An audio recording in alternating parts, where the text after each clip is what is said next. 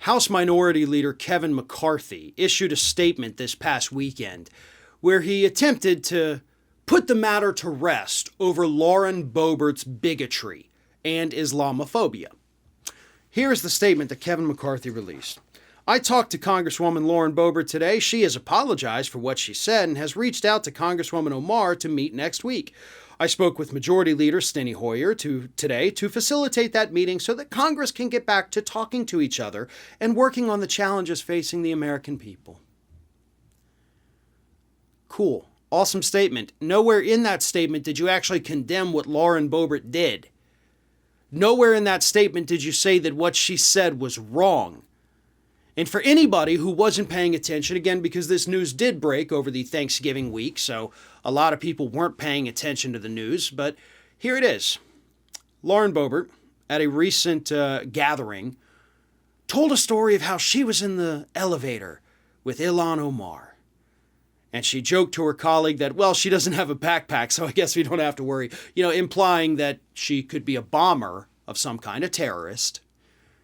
And then they made a joke about the Jihad Squad actually showing up for work today. This is not the first time that Boebert has used the phrase Jihad Squad. She actually used it on the floor of Congress not that long ago during the vote to file contempt charges against Steve Bannon. So that's what happened. She showed her bigotry. She showed her Islamophobia. She attacked a fellow member of Congress with these, racist slurs. And Kevin McCarthy, leader of the Republicans in the House, couldn't even condemn it. Just said, hey, we're going to get these two together. They're going to chat and then everybody's going to be cool. That's not how it works, Kevin.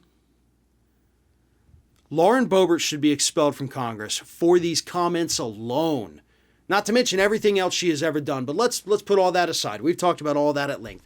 For these comments alone, for a sitting member of Congress to say such hateful, hurtful, and bigoted things, especially about another member of Congress, that's grounds for dismissal right there. Any other workplace in the United States would have fired her on the spot for these kind of comments. You don't believe me? You go up to a Muslim co-worker and you say these same things and you see how long you're still employed. And if we can't hold our elected officials to a higher standard than what we hold workers at a fast food joint, then something is terminally wrong with our Congress. Lauren Boebert needs to be expelled. Of course, Republicans are never going to do that.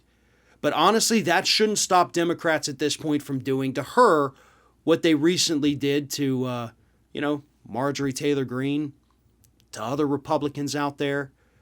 They need to be stripped of their committees, have any and all power that they may have in that Congress taken away from them, and there should also be a vote to expel them.